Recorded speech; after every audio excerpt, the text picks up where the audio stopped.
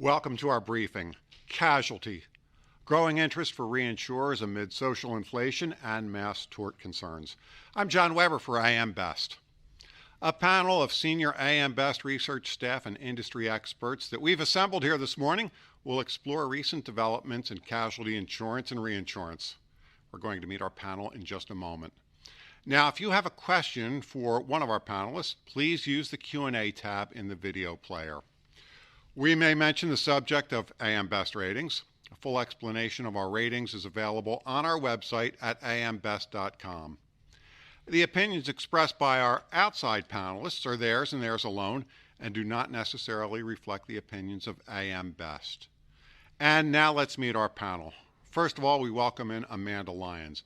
Amanda is Executive Managing Director at Aon. Amanda, good to see you this morning. Yeah, thank you, John. Very excited to be here. And next we say hello to Mia Finsness. Mia is Global Executive Underwriting Officer Casualty for Markel. Welcome, Mia. Thanks, John. Thanks for having me. Last but not least, Sridhar Maniam.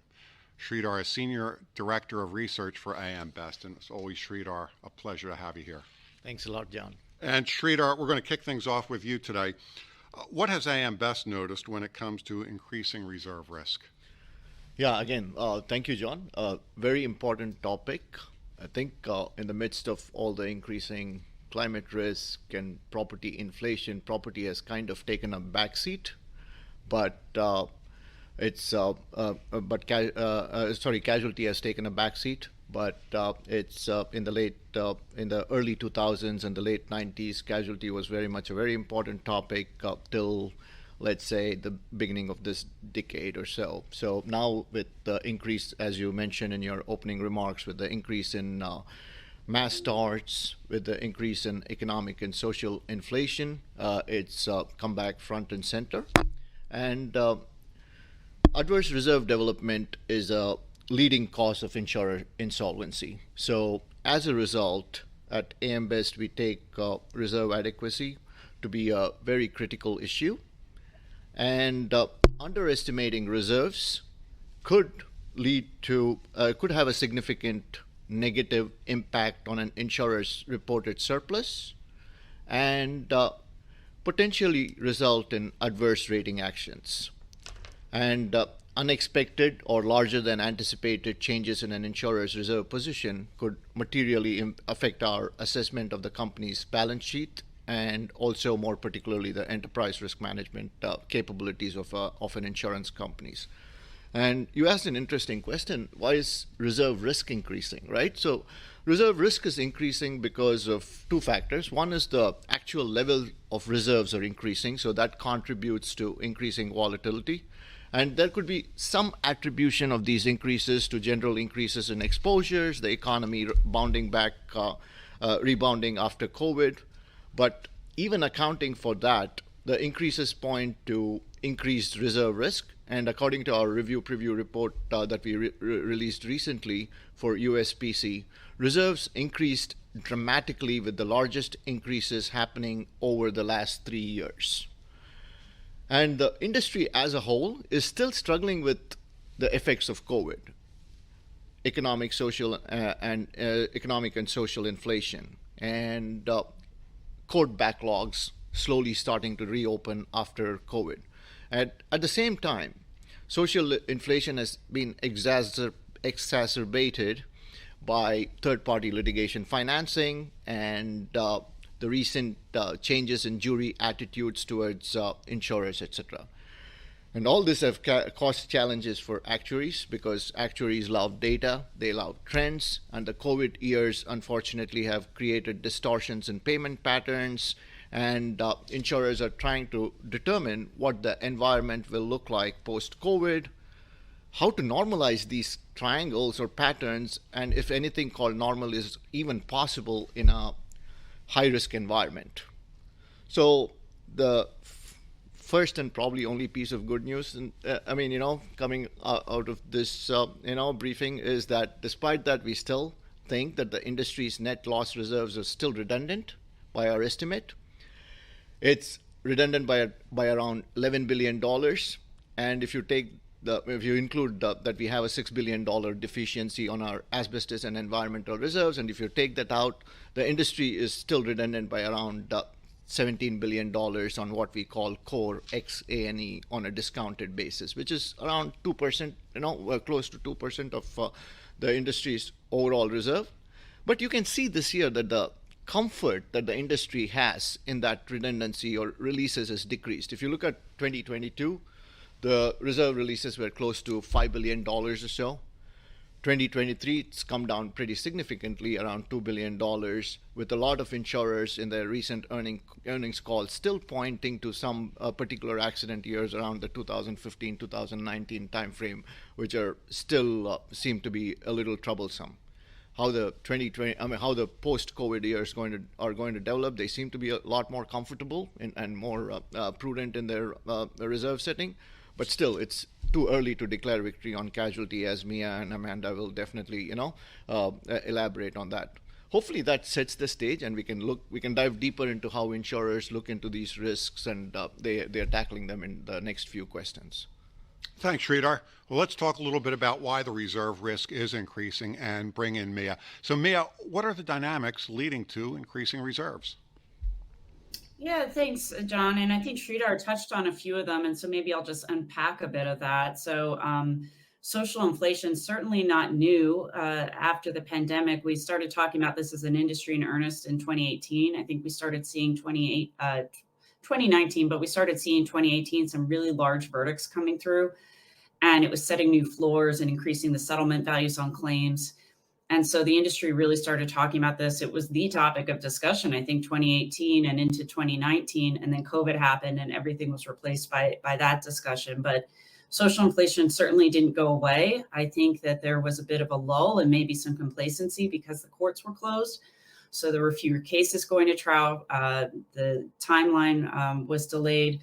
So now what you see is coming out of the pandemic, social inflation is back with a vengeance, and I think worse than ever. And some of the dynamics leading to the current era of social inflation include, as Sridhar said, just real hatred of large companies and insurance companies by the public, by the jurors, rising inequality.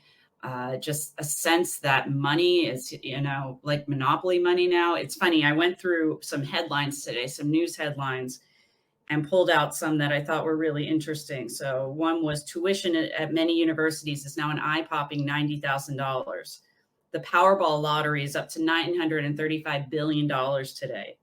DJ Khaled's Florida home lists for $16.4 million. So, if you look at the news these days, and average Americans who are going to be on juries, they look at the news, you're seeing numbers in the billions and even trillions. Some companies now are worth trillions of dollars. So there's just been a shift in the mindset of what the value of a dollar is, right? And I think that's really important to understand. And then you combine that with some other dynamics, like it really just that involve the abuse of the litigation system by a very organized and well-funded plaintiffs bar. And you see them using reptilian trial tactics, which we talk a lot about. And you see litigation funders coming into this space, and they just see opportunities to make money. And it's an alternative form of investment. So you have that piece, you have social inflation, worse than ever. But then you also have some other dynamics going on. Over COVID, you had changing demographics in many states, a lot of migration throughout the US. So you have jurisdictions that were maybe historically more conservative where you wouldn't see large verdicts and settlements. I would say Georgia is one of them, which is now it is the top judicial hellhole, according to the American Tort Reform Association.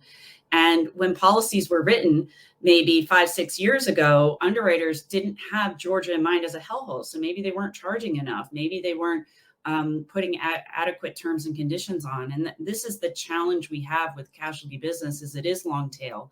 And you necessarily have to be looking in a crystal ball in order to anticipate what the claims are going to look like and how much you need to be pricing in light of that environment, that future environment. The other thing I would say, and this really gets to in terms of quantum and just the value of these cases going up, is economic inflation, which again, Sridhar, you touched on, but that is, we've historically focused, economic inflation has been focused more, a focus of the property industry more, but definitely casualty, we're seeing it. I mean, increased wages lead to increased settlement demands based on lost wages for people who are injured, let's say. Increased medical costs, same thing. Future medical costs, life care plans are astronomical now. Costs of goods, costs to repair homes. So certain industries like construction are affected by that. And then defense costs. So when you think about it, our industry, we haven't changed the nature of our policies in 30 years. A GL policy is still typically a 1-2 limit, attaching at $1 with defense outside the limits. And every defense cost dollar you spend is an additional loss dollar. And so if defense costs are going up, cases are becoming more difficult to defend, the litigation is dragging on, then the loss dollars are going to go up too. So all of those things are happening. And what we're in right now is a very unique environment. And to Sridhar's point, when actuaries, they like historical data and patterns, right? And they make decisions based off of that historical data. So if you don't have historical data around these trends, and then you throw in some other novel trends like the COVID delays, the court delays, it becomes very hard to predict what's going to happen. It becomes very hard to predict how claims are going to pay out, the loss development patterns. And so we are in this new stage now where we have to be thinking differently about how we're going about assessing this, how we're going about pricing our business, and just managing a portfolio of casualty business in its entirety in order to remain profitable as an industry. Amanda, what are the reinsurance trends that you're seeing? Yeah, thanks, John. As always, there's not really a one size fits all answer in casualty, and the reinsurance casualty space is no different. We're at a really interesting time. So obviously everyone is feeling the pain of some of the development in the back years. But at the same time, I think many reinsurers are looking at the adequacy of the prospective casualty years as relatively strong, right? We've touched on this a little bit, but since that 14 to call it 19 period, carriers have done so much work in bringing down limits and pushing rate, relatively significantly. So I think overall, reinsurers think pretty positively about most casualty lines.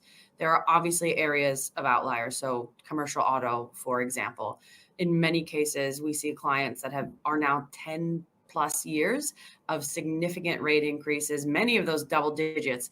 And even that compounding rate over a decade has not been able to solve the profitability issue there. I don't want to go off on a tangent, but that is one of those areas where it feels like without tort reform in a relatively significant way, I struggle to see how we make sweeping changes that make a difference in that particular line of business. And we can go into that more if you guys want later. I get on my soapbox about it a little bit, but for the most part, capacity exists, right? If we bring it back to the reserving aspect of it, and I think Mia touched on this a little bit, reinsurers have not been shy about voicing their opinions that they saw some of this development coming from the soft market years. So I don't think it's necessarily a surprise. The question is it done? And why that's so important is, to Mia's point, right? We're pricing prospective business on what we know today. And if we don't have the full story today, then this just becomes a spiraling issue, right? Of missing pricing and then continued reserve development over time. And I mean, Mia talked a little bit about the actuarial view, and that's absolutely a concern for me as well, right? So when you think about the last couple of years and all the things happening, and if you think about just the focus on social inflation, for example, and this is something I'd love to throw back to Mia and get her opinions on. I mean, obviously not new, something that carriers have been dealing with, but over the last 4 or 5 years, it's become so significant. So if carriers are thinking maybe differently about trial strategies and what they want to take things, what cases they want to take to trial. So let's say you decide you want to settle more claims pre-trial. Theoretically, that will then increase the speed, right, of which you put up losses on your claims triangle, right? So either you're doing it more quickly, or maybe because of fear of what could happen in the nuclear verdicts, you put up reserves quickly, coupled with the fact that maybe you brought down limits, right? So things are popping up much more quickly than we have traditionally would have seen in a triangle. And then if we apply traditional actuarial methods to that, you could see why some people are talking about maybe even more the more recent years struggling quite a bit. But I don't know, Mia, what are your thoughts on has that changed the way, carriers think about taking cases to trial? Yeah, so I think it's a really good question, and it's interesting talking to some of our reinsurers. I'm getting that question a lot, and another version of that question is, since carriers are cutting capacity and maybe issuing less in terms of limits, smaller limits, does that mean they're not as willing to fight the cases and just sort of folding over? So I think your question, Amanda, gets more maybe to timing, but there's that other piece of it too. So I can talk about my thoughts, at least on both of those. As far as timing and number of cases going to trial, so historically, only about 5% of personal injury cases go to trial. 95% of cases have always been settled. And I think that's still the case. I mean, if I look at the data, it still seems that about 95% of cases, interestingly enough, at Markel, we actually took more cases to trial last year than we did any year of the previous 5. So part of that might just be, some of the backlog from COVID, and more cases were geared to trial. So I do think carriers are still taking cases to trial, but they're being very selective with the cases they choose to take to trial, right? They're not going to take cases that have a real potential for a nuclear verdict. As to the settlement and whether they're settling faster, I think it depends. I think you will have the odd case here and there that comes in where it's quite clear that it's a catastrophic claim. And so carriers they'll put up their money quickly. Now, whether or not it will settle quickly will depend on the plaintiff's attorneys, how proactive they are. In certain states like New York, plaintiff's attorneys actually are not that proactive because there's 9% prejudgment interest. So it's in their interest to drag it out as long as they can. But in other places, if it's a catastrophic claim and they want to get quick money, then yes, that will happen. But I don't really see a trend there. I would say that only happens for the really catastrophic cases. And even then, I mean, you look at some cases like Live Nation had that claim a few years ago. I think it was 2021 now, the Travis Scott concert. That case is still ongoing. Things are still being settled. It's taking a few years, even though it was very tragic and a huge claim. So I think overall, my thought is that in terms of timing, we're not going to see a noticeable trend where things are resolving quicker. Maybe some reserves will go up quicker. But again, if carriers are also increasing their attachment points, you could see a bit of an offset there. What I will say is I do not think that carriers are fighting any less because they have less limit.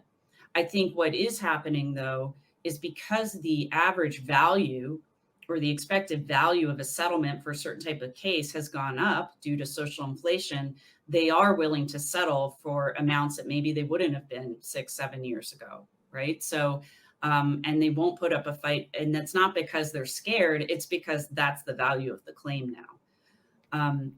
It should be noted, it's something we don't talk a lot about, but underlying all of this in the US is the pervasive environment of bad faith we have. And this, for people who aren't as familiar, in the US, if an insurance carrier gets a settlement demand, and rejects it, and then the case goes to trial and a verdict comes in above the demand, by and large, the insurance carrier will be responsible for that entire verdict.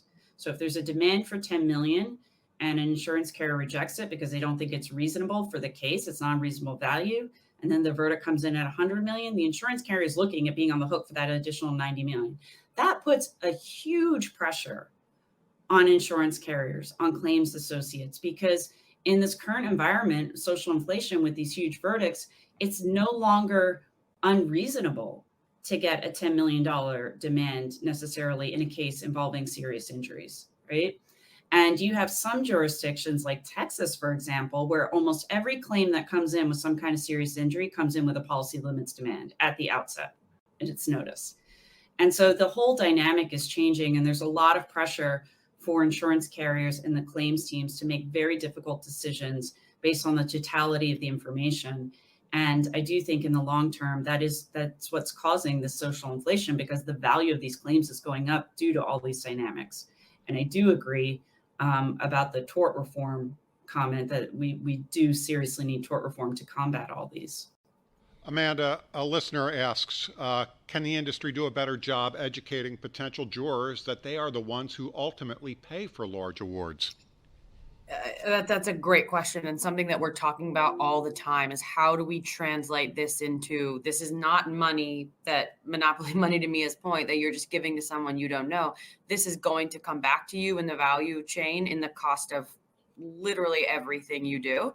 So absolutely. And that has to be part of the tort reform movement, I think, is bringing it, because why will anyone support us in tort reform in the government, right? It's only when it matters for the consumers. So we absolutely have to do a better job of that. Yeah, I would love to see, so anyone driving along the freeways these days sees the large billboards for attorneys, plaintiffs' attorneys, right?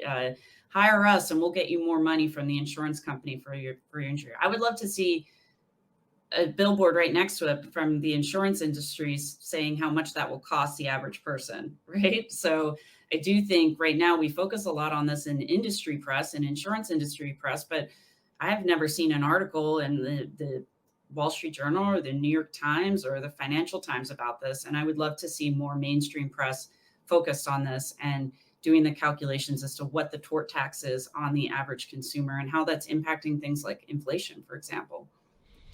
Thanks, Mia. Moving along, Sridhar, what lines are being most impacted? Yeah, I think it was a fascinating discussion there between Amanda and Mia in terms of the social inflation and the jury verdicts. And Amanda already touched on this. I think clearly a line that's being most affected is commercial auto. And punitive damages play a big part in the commercial auto liability verdicts. There's more nuclear verdicts in commercial auto affected by social inflation. And if I unpack our liability lines, commercial auto, our outlook for commercial auto is negative. And one of the key reasons is because of social inflation and the nuclear verdicts that the industry is going through. We also think the reserves in commercial auto are deficient by close to around 3.5 billion or so. Higher severity nuclear verdicts, and Amanda said the line has been playing catch up with pricing and reserving for quite some time. Just giving some historical context and dating myself, with unemployment up and GDP down after the great financial crisis in 2008, there was a soft market around that time because of in commercial auto. But since then, as the economy rebounded after the crisis, commerce and trucking has picked back up a lot. There's been a structural increase in commercial auto activity due to e-commerce. You see a lot more Amazon trucks and others on the highway. So there's a lot more pickup in the structural change in the commercial auto activity. And the line has been really struggling to get expected loss ratios right for pricing, and this bleeds into reserves. COVID gave them a pretty short break, but that was short-lived. And so commercial auto clearly a line that's struggling in terms of casualty. Personal auto, this is more of a commercial casualty, so I don't want to go too much into this. We can do a whole webinar on that. We think reserves are deficient there as well because of economic and social inflation, and our outlook on personal auto is negative as well. Workers' comp, silver lining in the industry in terms of casualty. Our outlook is stable for workers' comp, and this is where Amanda's and Mia's points come into the picture, right?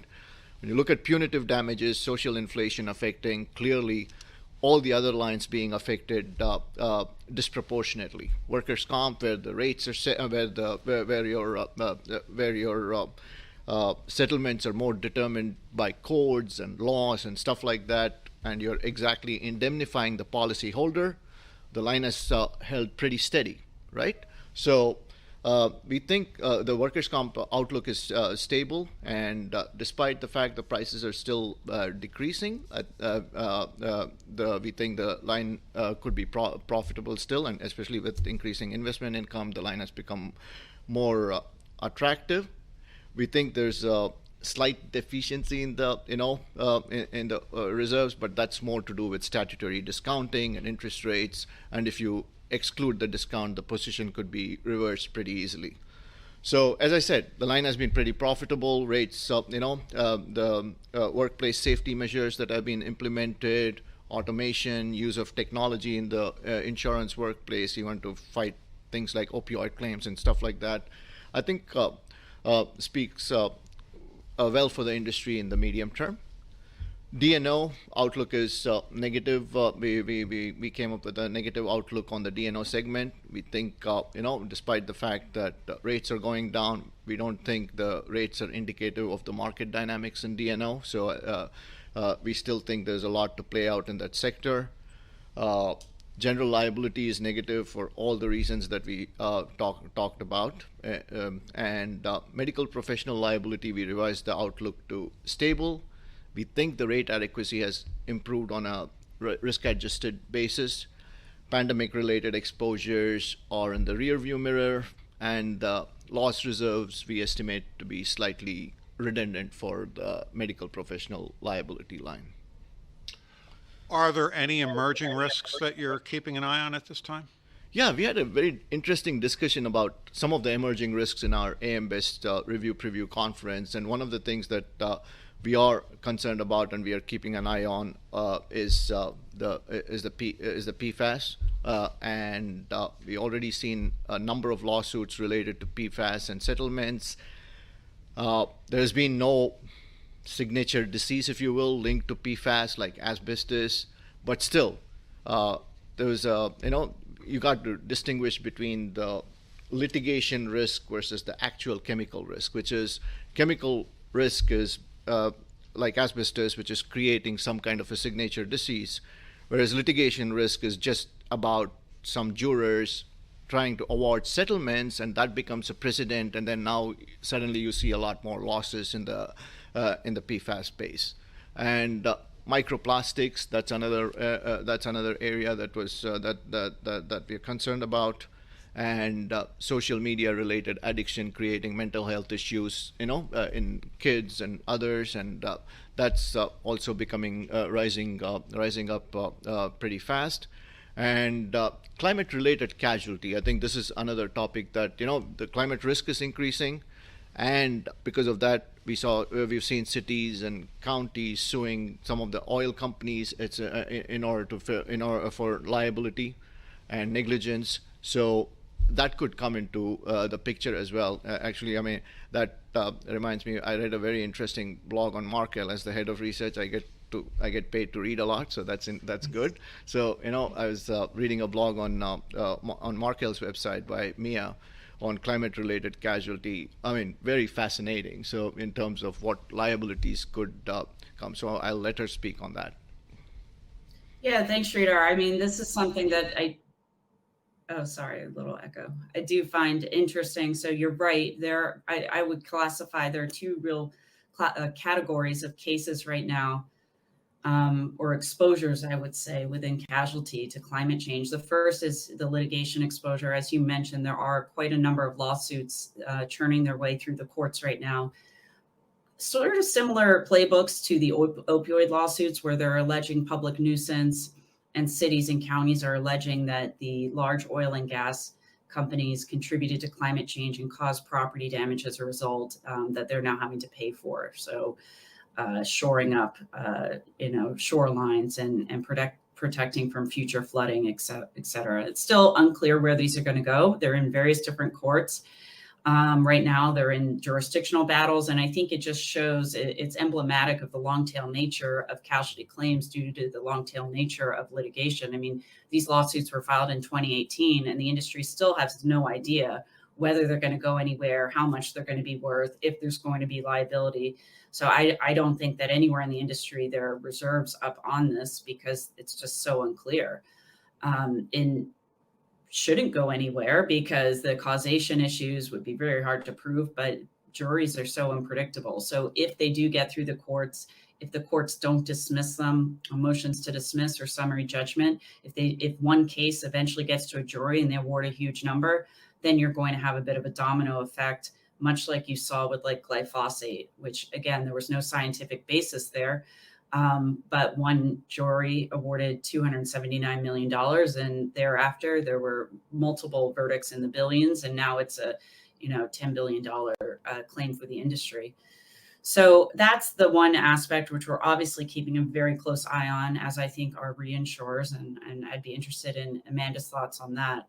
But the other aspect is what I would call incidental exposure to physical risks from climate change. So we often think about climate change in terms of CATs, right? Hurricanes, convective storms, and how climate change affects the property industry.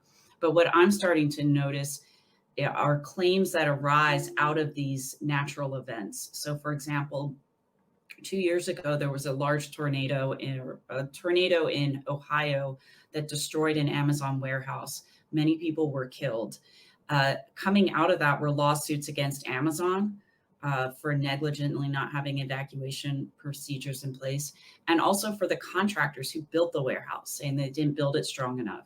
We see these kinds of lawsuits crop up in the construction context all the time, where after a bad storm, the windows leak and the contractor's accused of not installing the windows correctly.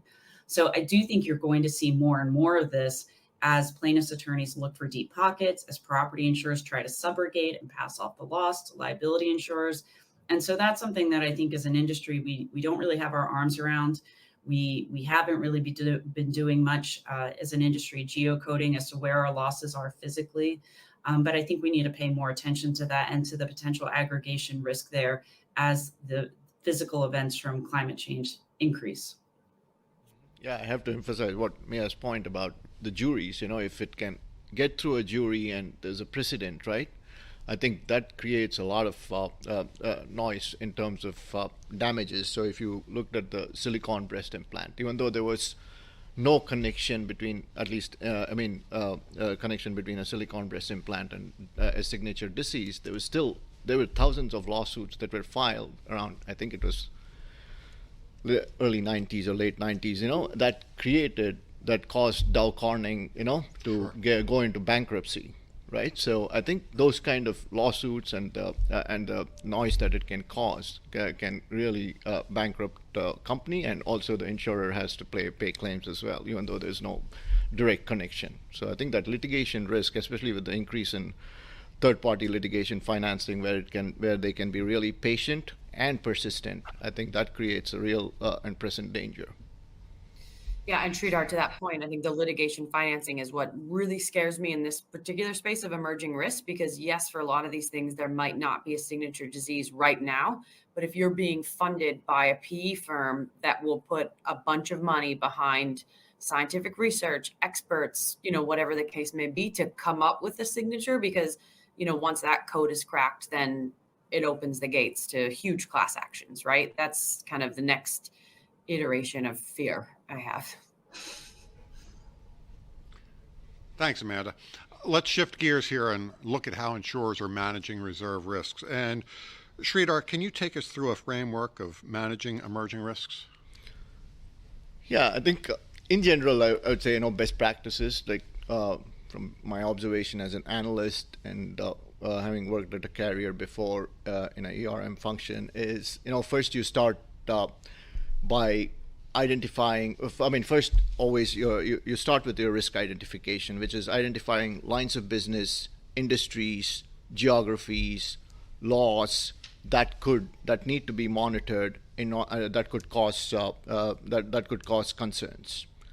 And then environmental scans for risk monitoring, right? So what are some of the risks that are out there, and what is the level of risk, and how is it going to impact? Can I look at the life cycle of an exposure, like let's say a PFAS, asbestos, mold, Chinese drywall, whatever? Any kind of casualty risks that your company can be susceptible to. Can we look at the life cycle of that particular exposure from source to sink? That is, from the place of manufacture to the place where it's being disposed of, and identify all the sources, all the places where the insureds can be vulnerable, right? And then you do a top-down and a bottoms-up analysis. You look at the environment top-down through your environmental scanning, talking with your strategy and intelligence professionals, but you're also keeping a tab on what your claims people are communicating, or what your underwriting people are communicating as they talk to brokers and clients, what the pricing is saying about the risk. So you look at, you have a both top-down and a bottom-up approach in order to manage these risks.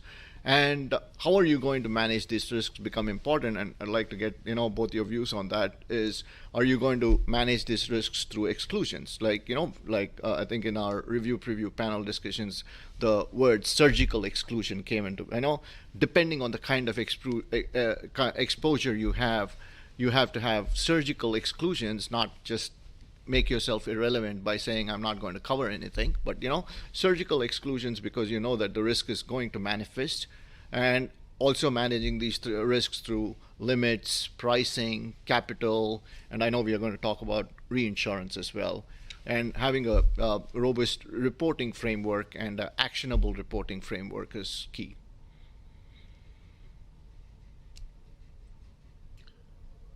Mia, what are companies thinking about when it comes to managing reserve risk? Yeah, I think Sridhar touched on a lot of things that companies are either currently doing or starting to do. I know at Markel, we recognized early on, years ago, the importance of underwriting, collaborating very closely with claims, which is our front line. They see these things come in, they notice trends, and it's very important to have that. We also have a corporate emerging risk group that meets on a monthly basis to talk about new and emerging risks. We're exploring CAT modeling tools for casualty, Arium, Predicat, and I don't think we're alone. I think our peers are doing this too. So really, it's about trying to identify those risks, and then the second piece is mitigate. And to Sridhar's point, there are different ways you can do that. I think, yes, limits contraction, identifying the classes business you want to be in, maybe surgically limiting exposure through sublimits or exclusions, which I do think is necessary. But I think overall, in my opinion, what we really need are diversified portfolios, because you might think an industry is good today, but you don't know what the litigation environment is going to be like in 4 or 5 years for that industry, for that geography. And so you want to make sure that you're not overly weighted in any one particular class. And for me, I think that is probably the most critical. So portfolio management, diversification are really important. I also think working very closely with the actuaries. We talked earlier about how actuaries, they rely on historical data, historical trends, but we need to start thinking differently about incorporating other novel factors into our assumptions and making decisions, being able to make decisions based on those other novel, maybe more anecdotal, less quantitative, more qualitative factors, right? And that's a challenge for us, I think, as an industry. But I am excited about some of the new things coming out, particularly we talk a lot about AI. I think there are going to be a lot of opportunities to really advance in this space.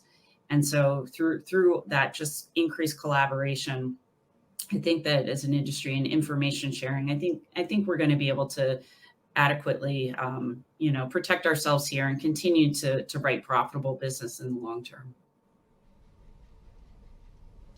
Sridhar, how is AM best viewing the reserve risks of reinsurance structures? We've seen insurers use reinsurance as a common risk management tool when it comes to reserve risk, right? So during the height of the A&E days, loss portfolio transfers were very common. So LPTs is essentially when an insurance company takes its block of reserves and cedes it to a reinsurer. So if you transfer an entire block of reserves, obviously, you're making your balance sheet a lot leaner, because your liabilities are gone from your balance sheet and your assets are also gone. So you are going to lose investment income. But at least if there are reserve developments on the block, the primary insurer transferred the risk, and it is the reinsurer's responsibility. Obviously, the reinsurer is not going to take the entire risk. They are going to have a limit, and once the limit is exceeded, it comes back to the insurance company cover, right, balance sheet. And the other more common form of mechanism is also adverse development cover. We saw this a lot during the time when workers' compensation was suffering, because insurers didn't really know during the soft market days of workers' compensation how much the reserves were going to develop, and they used that as a mechanism for transferring some of the reserve risk. And in an ADC, essentially the insurer has the reserves, but they're essentially protecting themselves from volatility in terms of large levels of adverse reserve development. And in both these cases, the insurer is taking on the credit risk. So if the reinsurer goes insolvent or commutes, the insurer is back on the hook anyway to pay for the claims again. And do you want me to go into the accounting? It can get very complicated, depending on what kind of reserve tools that they are using. So it could be retroactive versus prospective. Prospective is essentially you're looking at a current block of book and saying, hey, in the future, if there's any adverse development, then then I need to get protected. So, and there's a lot of complications in terms of if the amount you pay to the reinsurer is greater than your liabilities, then that could be, then you might have to increase your reserves. If the amount you pay is lesser, then you can recognize a deferred gain, and that gets amortized over the life of the contract. So there's a lot more complications. Definitely not. I cannot tackle that in a 30-minute webinar. But when it comes to ratings, our analytical team members will look at the appropriate reinsurance contracts. They look at the terms of the contract, the reinsurance credit risk, and incorporate all these into the BCAR. And as we keep saying, it's not all about BCAR. Other considerations can include the impact of these transactions on the building blocks as well. So it could have impact on operating performance in terms of reducing volatility, even the balance sheet strength assessment in terms of the quality of capital, including reserves, business profile, much cleaner profile, ERM, etc. And Amanda, I'm pretty sure, can talk a little bit more about the regulatory treatment and how you look at, how you skillfully help your clients navigate these complexities. We're teeing it right up for Amanda then. So of course we can't have one of these discussions without talking about regulation. Amanda, do you have regulatory concerns?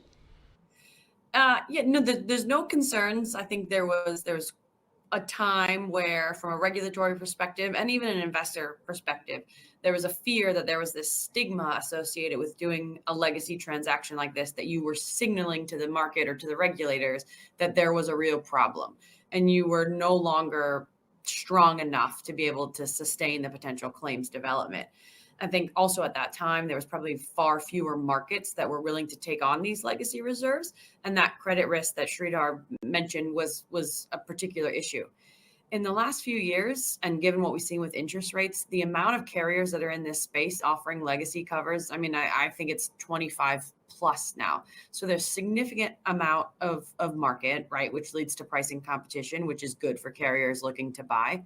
I also think we've done a better job as an industry at articulating that this is a capital management decision, right? It's not necessarily because there's a problem in your claims department or a book of business that went really bad. You're managing capital. And as you think about retroactive or prospective reinsurance, you evaluate all those things and put them all on the table to think about what the best framework is for your company. So I think we've gotten over the hurdles.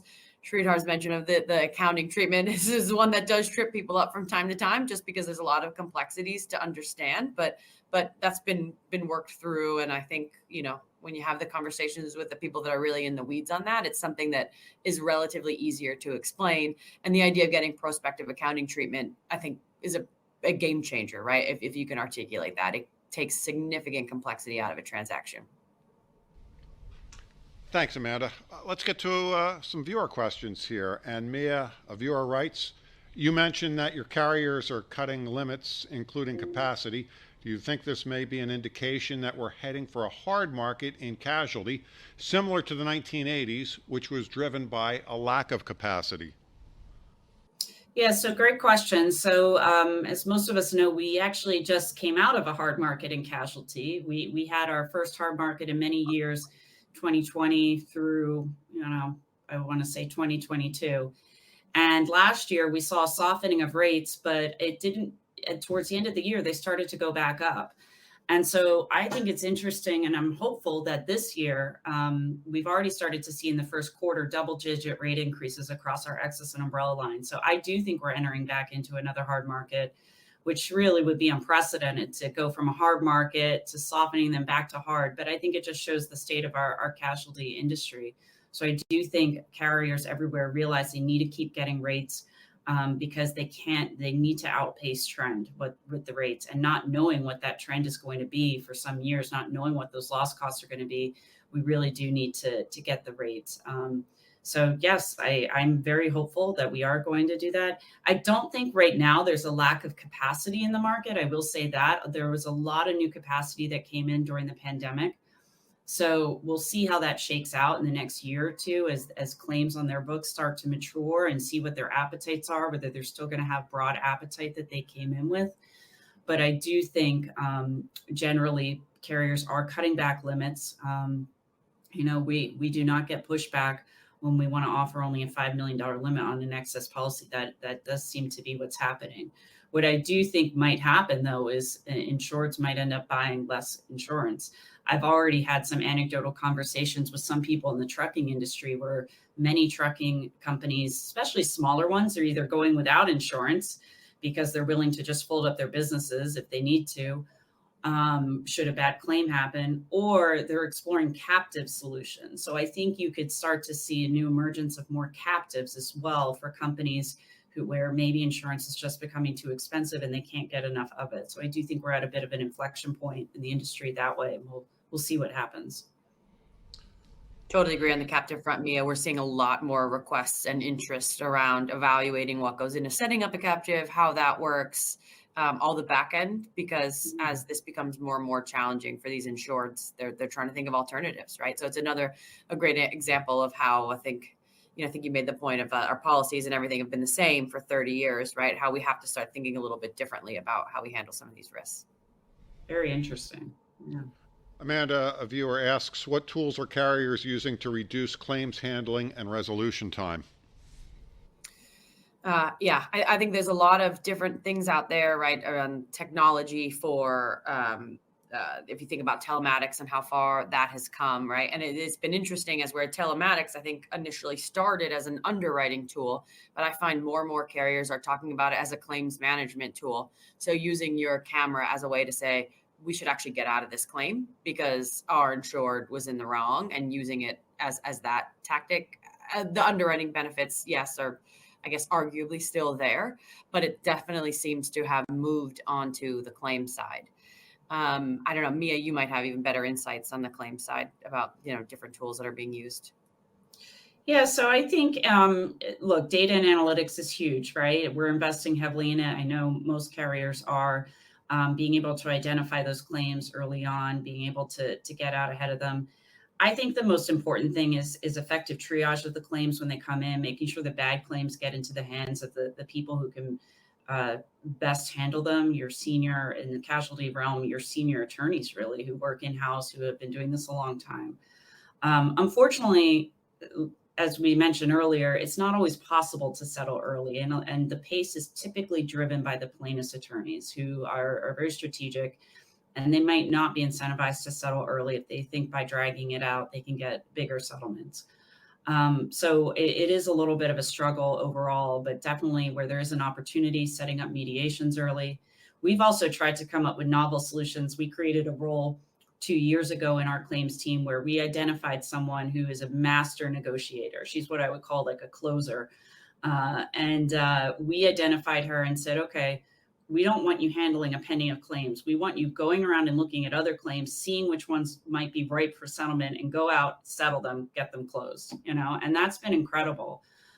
So I think if we can do more things like that, where we identify people with the skill sets, we set up settlement days. So we'll set up a day in New York where we'll gather 30 cases, New York claims, a couple of mediators, get everyone in these rooms going back and forth. And we have one person going back and forth, just settling all these cases at the same time. So I think people are starting to get creative and doing whatever they can just to get these things resolved while trying to get the best outcome still, right? You don't want to overpay for these.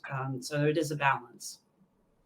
And we are also hearing about technology being an aid as well, right, Mia? You mentioned about AI and machine learning being used for optimizing claims, right? Trying to triage which claims are going to settle, which claims are going to go to court. I think the insurance industry I heard anecdotal evidence about that being used in workers' comp and opioid cases.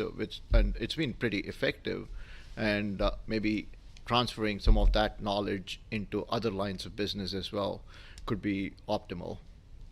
Definitely. And it's interesting because This is how, so Amanda mentioned litigation financing and funding.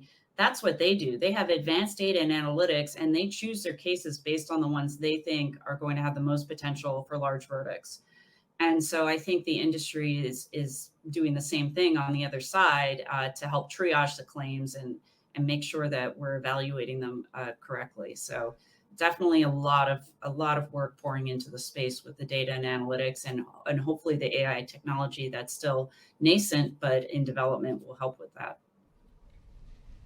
All right, well, what a great discussion we've had here today. At this time, I'd like to go around our panel and get everyone's closing thoughts and what they think the big takeaway is from today's discussion. And Amanda Lyons, why don't we start with you? What would you like viewers to remember about today's discussion? Yeah, I hope we leave it with maybe a glimmer of positivity. I know we talked about a lot of really heavy topics around claims, but I do think it is impressive, even here talking about some of the really interesting advancements we've made around technology and data and analytics and what we might be able to do. And I think consistently learning and kind of putting those learnings to work.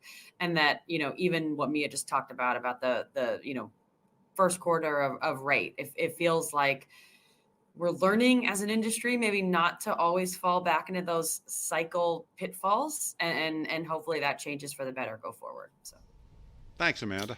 Mia Finsness, what's your big takeaway here?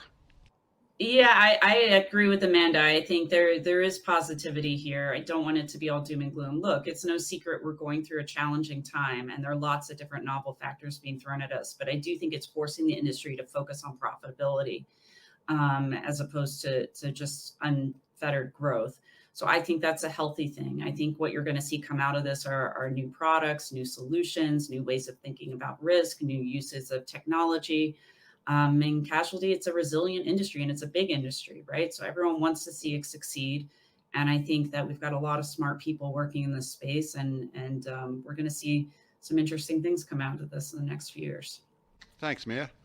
Sridhar Maniam, you get the last word today. All right. I think this reinforces the importance the insurance industry has to play in the society. We protect for the unexpected, so that businesses and people can go about their lives planning for the expected. So we are in the businesses of taking unexpected risks and turning them into indemnifying events for our policyholders. What I'm taking away from this webinar was one question from the audience about educating the people and the industry and the litigators about social inflation and why it could be harmful for potential claimants. I think if the industry can rally and do a better job in that, I think that might go a long way in trying to reduce the noise that we have created through bad actors trying to exploit our industry. All right. Thank you, Sridhar. And thank you, panelists, one and all, for an outstanding discussion here today. We would like to let our viewers know that we'll have a full replay of this briefing posted within the next day or so. We'll have a full transcript out within the next week or so. For AM Best, I'm John Weber.